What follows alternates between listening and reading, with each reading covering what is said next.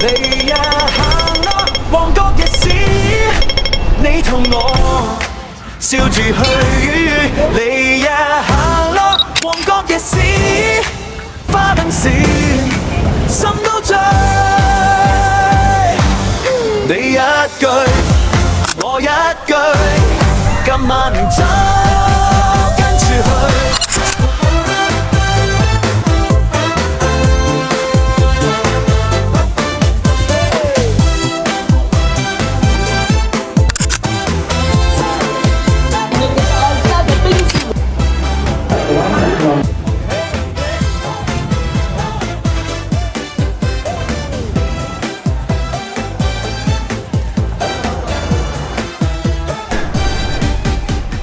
Chào mừng mọi người quay lại với kênh Thỏ Đi Thôi.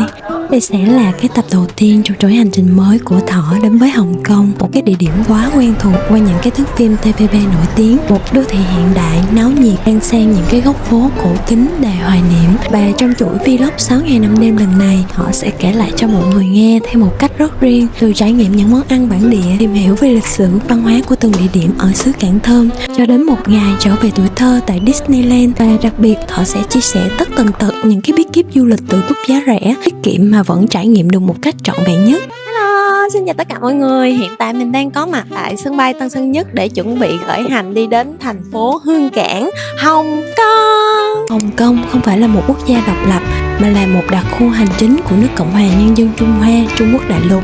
Nơi đây sở hữu một vị trí cực kỳ đặc biệt ở bờ biển phía nam Trung Quốc, phía bắc giáp với thành phố Thâm Quyến. Các phía còn lại đều được bao quanh bởi Biển Đông và được chia làm 4 khu vực lớn: đảo Hồng Kông, bán đảo Cửu Long, Tân Giới và các hòn đảo xung quanh.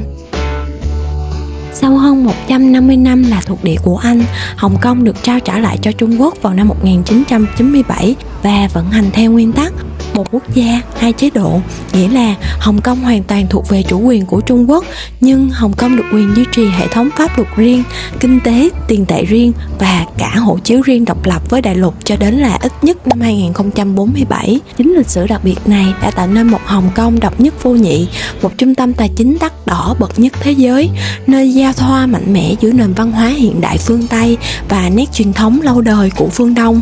Với diện tích chỉ khoảng 1.100 km2 nhưng gánh trên mình hơn 7,4 triệu dân. Để dễ hình dung thì diện tích Hồng Kông chỉ bằng phân nửa thành phố Hồ Chí Minh trước sáp nhập, nhưng dân số của Hồng Kông lại chiếm gần 80% dân số của thành phố Hồ Chí Minh trước sáp nhập. Chưa kể là 75% diện tích của Hồng Kông đã là không gian tự nhiên, đồi núi, thảm thực vật. Hồng Kông là một trong những nơi có mật độ dân cư cao nhất hành tinh. Điều này dẫn đến sự xuất hiện của những tòa chung cư chuồng chim cao chọc trời, những căn hộ siêu nhỏ và tạo nên một cái nhịp sống cực kỳ hối hả, hơi có phần áp lực. Đối với người Việt Nam khi đến Hồng Kông thì bắt buộc phải xin e-visa riêng. Mình sẽ để chi tiết cách xin e-visa Hồng Kông dưới phần mô tả cho bạn nào cần nha. Để đến với Hồng Kông thì có rất là nhiều đường bay thẳng từ Việt Nam.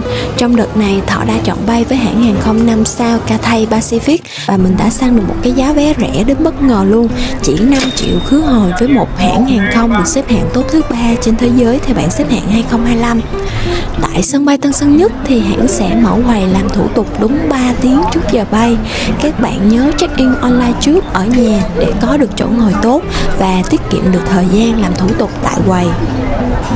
Vì còn 2 tiếng nữa mới đến giờ bay nên mình sẽ vào phòng chờ để ăn sáng cũng như là nghỉ ngơi. Ngày xưa thì cái chi phí vào phòng chờ sân bay sẽ cao, nhưng mà bây giờ mình thấy là đa số mọi người cho dù là du lịch tiết kiệm đều có thể vào được các phòng chờ thông qua là các chính sách chương trình phòng chờ của thẻ tín dụng hay là khách hàng ưu tiên tại các ngân hàng. Phòng chờ Rose thì đã quá quen thuộc tại ga quốc tế sân bay Tân Sơn Nhất và đây cũng chính là phòng chờ Thỏ luôn lựa chọn trong mọi chuyến đi của mình. Không gian ở đây rộng rãi, thoáng đãng, có view nhìn ra đường băng và đặc biệt là đồ ăn ở đây khá đa dạng, rất là nhiều món cho mọi người lựa chọn.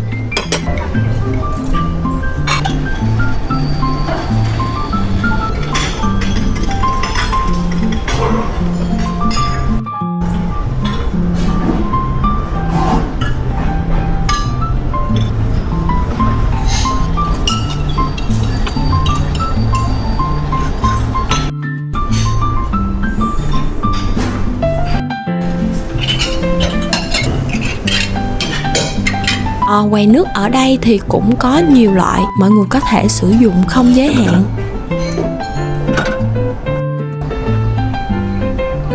Và ở phòng trò này còn có hẳn một cái khu vực in ấn giấy tờ cần thiết. Nếu mà mọi người quên in ra hay là có nhu cầu thì có thể sử dụng. Mọi người yên tâm là đa số các phòng trò đều sẽ có bảng điện tử thông tin chuyến bay.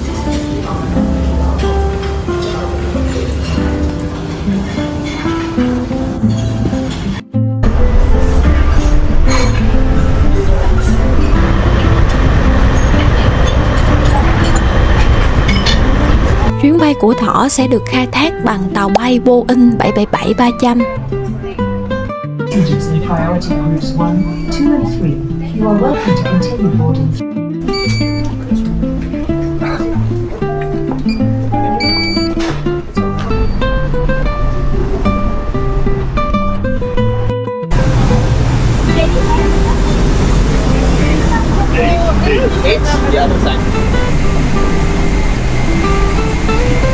Ghế ngồi của Cathay Pacific khá là rộng rãi, sẽ được trang bị màn hình giải trí phía trước.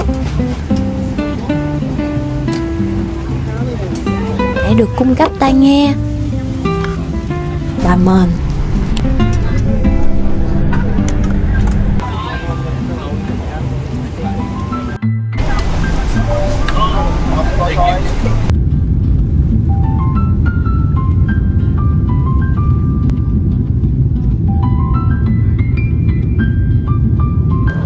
Có lẽ là vì đường bay ngắn nên là suất ăn của Cathay cũng khá đơn giản so với những hãng hàng không 5 sao khác. Chặng bay này thì Thỏ được phục vụ món ăn chính là bò hầm ăn kèm khoai tây, một phần trái cây và đặc biệt không thể thiếu trong mỗi cái chuyến bay của Cathay đó chính là kem Häagen-Dazs, một cái thương hiệu kem cao cấp của Mỹ.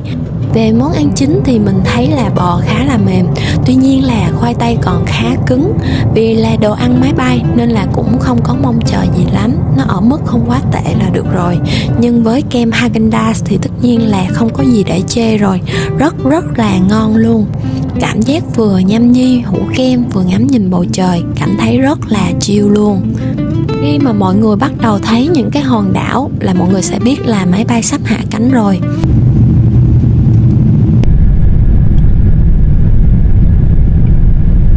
Sau gần 3 tiếng bay thì Thỏ đã đáp xuống sân bay quốc tế Hồng Kông, hay còn được gọi là sân bay Xích Liệp Giáp Chek Lap Kok.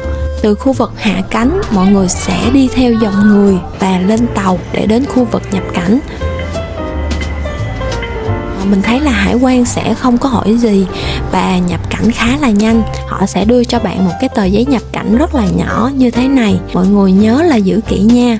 Như mọi người cũng biết thì chi phí ở Hồng Kông khá là đắt đỏ. Ở sân bay có chỗ lấy nước miễn phí nên là mình cũng tranh thủ lấy một ít nước. Mình sẽ chia sẻ cho mọi người một cái chiếc app hướng dẫn địa điểm lấy nước công cộng miễn phí ở tập sau hen.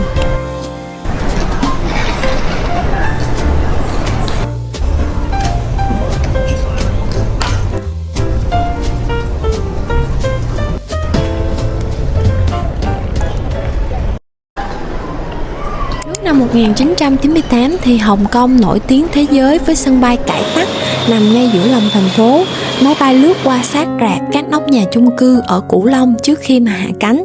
Nhưng mà cải tắc đã quá tải trầm trọng, Hồng Kông cần một cái lá phổi mới để duy trì lợi thế về trung tâm tài chính. Thì vào tháng 10 năm 1989, Thống đốc Hồng Kông đã công bố một cái dự án khổng lồ gọi là dự án Vườn Hồng để trấn an tinh thần người dân và nhà đầu tư trước khi mà Hồng Kông được trao trả về lại cho Trung Quốc. Dự án sân bay mới này giống như là một cái liều thuốc tinh thần để chứng minh rằng là Hồng Kông vẫn sẽ là một trung tâm tài chính thịnh vượng. Và phải đến năm 1992 thì Hồng Kông mới bắt đầu làm một cái việc không tưởng, đó là để có đủ cái diện tích là 12,5 km vuông, người ta đã dùng thuốc nổ để đánh sập các ngọn núi trên đảo Xích Liệp Giáp và Lam Châu. Việc chuyển từ sân bay cũ sang sân bay mới là một cái chiến dịch logistics khổng lồ. Chỉ trong vòng một đêm sau khi mà chuyến bay cuối cùng rời Cải Tắc vào lúc khoảng 1 giờ rưỡi sáng ngày 6 tháng 7 năm 1998 thì hàng ngàn xe tải, xà lan và thiết bị mặt đất đã di chuyển xuyên đêm từ Cửu Long ra đảo Xích Liệp Giáp. Việc xây dựng sân bay mới từng là tâm điểm tranh cãi nảy lửa giữa Anh và Trung Quốc trước năm 1997, bởi vì là phía Trung Quốc lo ngại là chính quyền Anh sẽ tiêu sạch quỹ dự trữ của Hồng Kông cho cái dự án này trước khi mà rời đi. Cuối cùng thì hai bên đã đạt được thỏa thuận vì hiểu rằng là nếu mà không có Xích Liệp Giáp thì tương lai kinh tế Hồng Kông sẽ bị bóp nghẹt. Hồng Kông thì người bản địa rất coi trọng phong thủy. Đối với họ, không phải là mê tín mà là một cái bộ môn khoa học kiến trúc và địa lý được tôn sùng tuyệt đối. Mặc dù là không có bằng chứng chính thức cho thấy là toàn bộ thiết kế của sân bay này được quyết định bởi phong thủy, tuy nhiên là đã có nhiều cách diễn giải theo phong thủy về cái công trình này, và một trong số đó các nhà phong thủy cho rằng là nhà ga này là một cái chiếc phễu khổng lồ. Phần mái nhà lượng sóng này không chỉ để đón sáng cho đẹp mà còn có nhiệm vụ như một cái hệ thống dẫn dắt luồng khí từ đại dương cuộn vào bên trong. Mục đích là khi khách du lịch và tiền tệ đổ về đây, cái phễu này sẽ giữ khí lại, không để cho nó thoát ra quá nhanh, giúp cho kinh tế Hồng Kông luôn hưng thịnh dù là nằm ở ngoài rìa đại dương. Khi mà đáp xuống sân bay Hồng Kông thì việc đầu tiên mà mọi người sẽ thường hay làm đó là đi tìm mua thẻ phương tiện Octobus để di chuyển ở Hồng Kông. Tuy nhiên là nếu mà bạn nào có nhu cầu giữ thẻ làm kỷ niệm thì các bạn có thể mua đứt cái chiếc thẻ Octobus với giá ít nhất là 39 đô Hồng Kông, và số tiền này không được hoàn trả lại. Còn một cái phương án khác là phương án mà Thỏ lựa chọn, đó chính là thuê cái thẻ này với chi phí thuê chỉ khoảng 11 đô Hồng Kông. Nhưng vì là sân bay hiện tại lúc mà Thỏ đi đã không còn cho thuê thẻ Octobus nữa, nên mình sẽ vào trạm tàu trong trung tâm gần khu vực khách sạn lưu trú để thuê thẻ, và khi đó mình sẽ hướng dẫn chi tiết cách thuê thẻ cũng như là chi phí cho mọi người tham khảo. Vì sân bay nằm ở hòn đảo riêng nên để vào trung tâm thành phố thì mọi người sẽ có nhiều cách để mà di chuyển. Mỗi phương tiện sẽ có ưu và nhược điểm khác nhau. Taxi là tiện lợi nhất nhưng mà giá cả lại khá là cao. Nếu mà mọi người đi đông thì có thể share tiền với nhau. Phương tiện mà nhiều người lựa chọn nữa đó chính là tàu tốc hành, nhưng mà mọi người sẽ phải chuyển qua cái lai tàu để về lại cái địa điểm mà mình mong muốn, và nếu có hành lý nhiều thì rất là bất lợi. Và phương tiện mà tụi mình chọn đó chính là xe buýt sân bay. Có rất là nhiều chuyến xe buýt để đến chính xác được cái địa điểm khách sạn mà các bạn ở mà không cần phải chuyển trạm, và giá cả lại là rẻ nhất. Ở sân bay thì có hầu hết các bản chỉ dẫn ở mọi nơi, mọi người chỉ cần đi theo hướng bus đến cái địa điểm mua vé. Mình sẽ di chuyển chuyến A31 với giá là 19,8 đô Hồng Kông. Quầy bán vé sẽ nằm ngay cái bến xe bus. Họ sẽ để tên chuyến kèm số tiền rất là minh bạch, mọi người cứ chuẩn bị tiền trước nha. Và nhân viên cũng sẽ nói được tiếng Anh.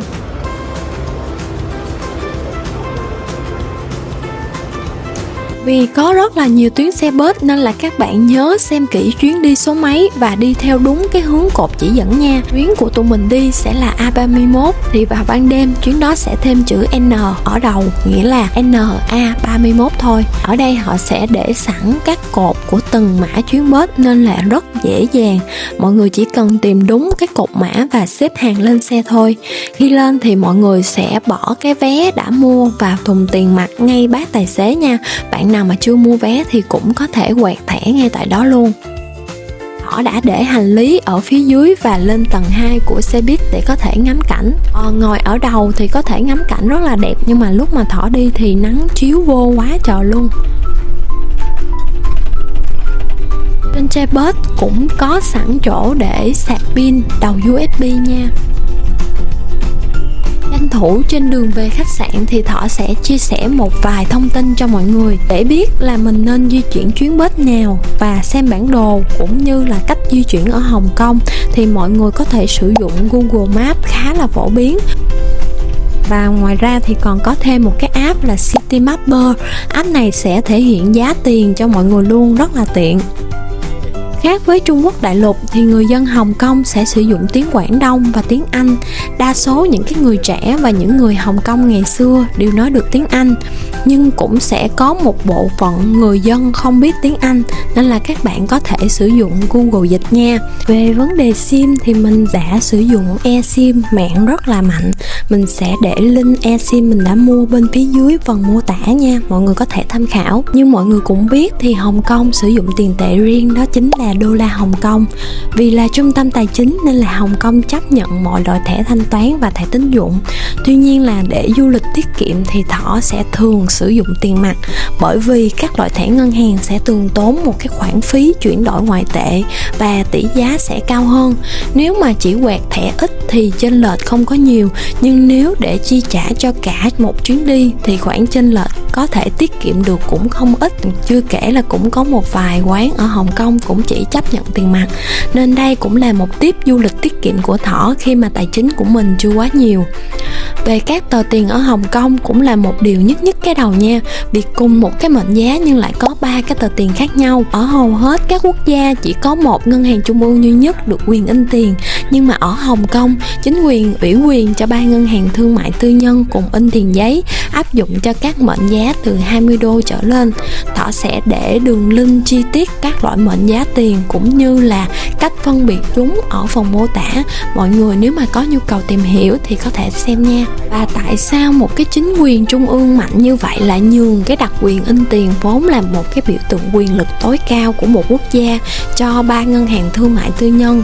Thì bắt nguồn vào năm 1841 khi mà Anh Quốc biến Hồng Kông thành một thương cảng tự do. Nơi đây là một mảnh đất hoang sơ không có đồng tiền riêng, thương nhân ở khắp nơi đổ về dùng đủ mọi loại tiền.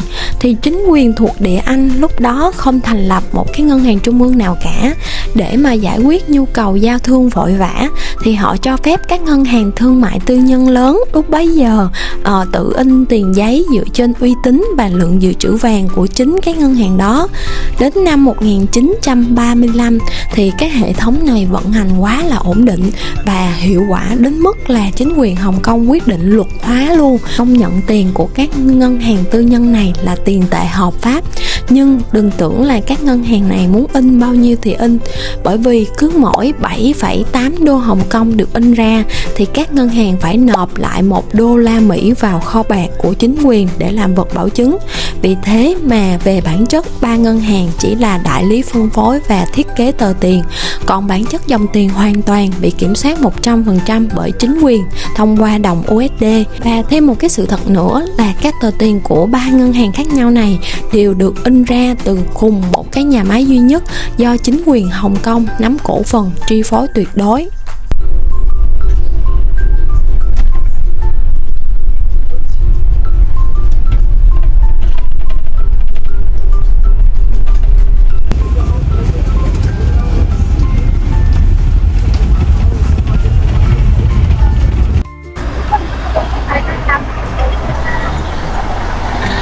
Xe buýt sẽ dừng ngay trước khách sạn luôn.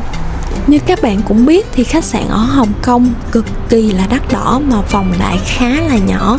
Nhưng mình rất là ưng ý và tâm đắc với khách sạn này.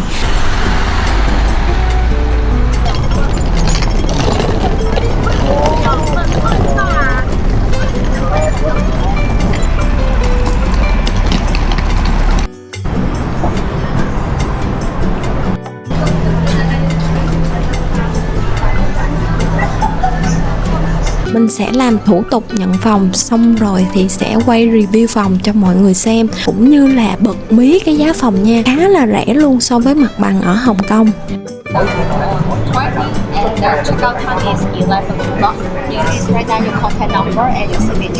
Nhân viên ở đây rất là vui vẻ và nhiệt tình. Họ còn hướng dẫn cho tụi mình về dịch vụ xe đưa đón miễn phí của khách sạn để đến với khu vực trung tâm, hay là hướng dẫn các trạm tàu điện gần khu vực khách sạn. Tuy nhiên là giờ xe đưa đón miễn phí của khách sạn không trùng với lịch trình của tụi mình. Buổi sáng thì khởi hành khá trễ, còn buổi tối thì lại kết thúc khá sớm, nên các ngày ở đây thì mình cũng chưa trải nghiệm cái dịch vụ này. Invest. Okay, 1, 2, 3, 4. Okay. Khách sạn ở đây khá lớn và nhiều phòng, nên các bạn nhớ xem số phòng và đi theo cái đúng hướng chỉ dẫn để vào thang máy nha.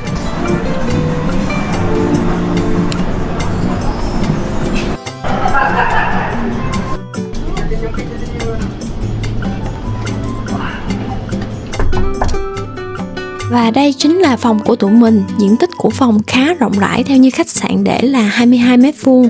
Phòng có tivi, bàn làm việc và một cái ghế sofa. Có cả cửa sổ lớn để nhìn ra thành phố. Khách sạn còn trang bị cả máy lọc không khí. Nhà tắm cũng khá là sạch sẽ. Và ở hầu hết các khách sạn ở Hồng Kông đa số sẽ không có vòi xịt vệ sinh. Nhìn chung thì phòng khách sạn trang bị đầy đủ tất cả mọi thứ cần thiết cơ bản của một khách sạn. Nhược điểm của khách sạn này là thiếu đèn. Khách sạn chỉ trang bị vài cái đèn nhỏ ở đầu giường thôi, và vào ban đêm thì khá là tối. Giá phòng một đêm mà Thỏ đặt được là 1,5 triệu. Một cái giá mình thấy rất là rẻ so với mặt bằng khách sạn ở Hồng Kông và với cái diện tích phòng lớn như thế này. Và tất nhiên với cái giá này thì không thể nào nằm ngay cái khu vực trung tâm được. Khách sạn nằm ở khu vực Tân Giới nhưng chỉ mất 30 phút để đi vào trung tâm. Và gần khách sạn cũng có 2 trạm tàu điện ngầm nên khá là thuận tiện. Mình sẽ để đường link đặt phòng bên phần mô tả để các bạn có thể dễ dàng đặt, và cũng như là có thể có mã giảm giá để các bạn có thể tham khảo. Trước khách sạn còn có một tiệm bánh của người địa phương khá ngon. Mình sẽ đến trạm tàu điện gần khách sạn để thuê thẻ Octobus, là một cái loại thẻ di chuyển các phương tiện ở Hồng Kông và cũng có thể thanh toán ở các cửa hàng. Ở hầu hết các trạm tàu ở Hồng Kông đều sẽ có cái quầy dịch vụ khách hàng. Mọi người đến đây để thuê thẻ nha. Số tiền thuê thẻ bắt buộc ban đầu là 200 đô Hồng Kông, trong đó 50 đô là tiền cọc thẻ, họ sẽ hoàn lại khi mà các bạn trả lại thẻ, và 150 đô là tiền các bạn sử dụng. Nếu mà các bạn sử dụng không hết, khi mà trả thẻ họ vẫn sẽ hoàn lại cái số tiền dư cho các bạn. Và các bạn chỉ tốn 11 đô để mà thuê cái thẻ này, và tiền sẽ được cấn trừ vào tiền cọc ở cái ngày trả lại thẻ. Nếu mà các bạn nào mà có dự định đến Hồng Kông nhiều lần thì các bạn có thể mua đứt chiếc thẻ với giá 39 đô Hồng Kông, hoặc mua rồi về Việt Nam bắt lại cũng được, hoặc giữ làm kỷ niệm. Còn nếu không thì các bạn có thể chọn một cái phương án thuê thẻ giống Thỏ, và mình sẽ quay lại cho mọi người xem cách trả lại thẻ ở ngày cuối cùng.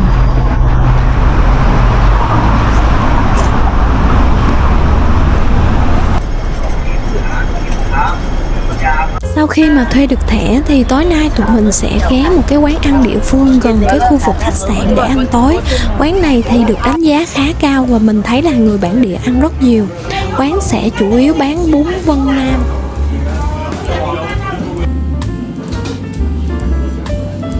Menu ở đây thì chỉ toàn là tiếng Quảng Đông, nên là mọi người có thể sử dụng phần mềm dịch hoặc là trợ lý AI. Vì là quán địa phương nên là nhân viên ở đây cũng sẽ không biết tiếng Anh. Mình đã gọi một tô thập cẩm và một tô ba chỉ bò. Đã không quên gọi một ly trà chanh Hồng Kông. Trong tô thập cẩm sẽ có cánh gà, chả, xúc xích, gà xé. Còn tô bò thì chỉ có ba chỉ bò thôi. Đây là cọng mễ tuyến, là một cái loại bún gạo có nguồn gốc từ tỉnh Vân Nam, Trung Quốc. Nó được làm từ gạo tẻ. Nhìn thì giống như là bún gạo Việt Nam, nhưng mà khi ăn vào thì khác hoàn toàn. Nó có một cái độ dai dai như là sợi miếng chứ không mềm như là cái bún gạo thông thường. Và chính cái độ dai này là đặc trưng cho sợi mễ tuyến. Dùng ở đây khá là đậm đà và ngọt từ xương hầm. Nhưng điểm đặc trưng nhất chính là cải chua. Phần cải chua đã được cắt nhỏ tiết ra một cái vị chua thanh dịu nhẹ. vị chua này đã hòa quyện với nước dùng xương tạo nên một cái kết cấu cực kỳ là kích thích vị giác, ăn hoài mà không thấy ngán. Để dễ hình dung thì nó có phần hơi giống như là món canh cải chua của Việt Nam. Topping thì rất là nhiều, đặc biệt là phần ba chỉ bò này thì nhìn có vẻ giống như là thịt heo, nhưng mà khi ăn vào sẽ cảm nhận được vị thịt bò rất là béo. Còn về phần thập cẩm thì gà khá là mềm và nhiều loại topping, nhưng khẩu phần ăn của người Hồng Kông theo như cá nhân của Thỏ thấy thì khá là nhiều.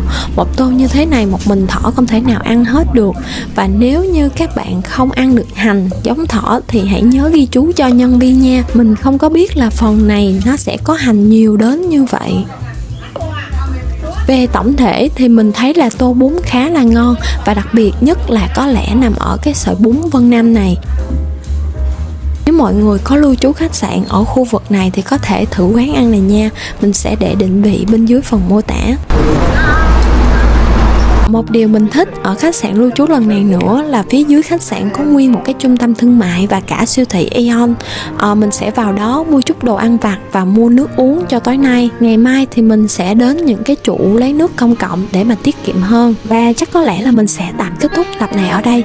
Mọi người hãy tiếp tục đón xem những cái tập tiếp theo trong hành trình 6 ngày của Thỏ ở xứ Cảng Thâm này để có thể biết thêm được những cái địa điểm ăn ngon, những câu chuyện lịch sử văn hóa ở những điểm tham quan nổi tiếng và những cái tip du lịch tiết kiệm ở Hồng Kông giữa vô số video trên YouTube. Cảm ơn mọi người đã dừng lại và chọn xem kênh của Thỏ. Nếu các bạn thấy video hữu ích, hãy cho mình một subscribe, đăng ký kênh tạo động lực cho mình. Hãy like, để lại một bình luận bên dưới và chia sẻ đến bạn bè người thân để cùng xem video của Thỏ. Cảm ơn các bạn đã xem và nhớ bấm chuông để không bỏ lỡ tập tiếp theo của mình.一人有一個夢想。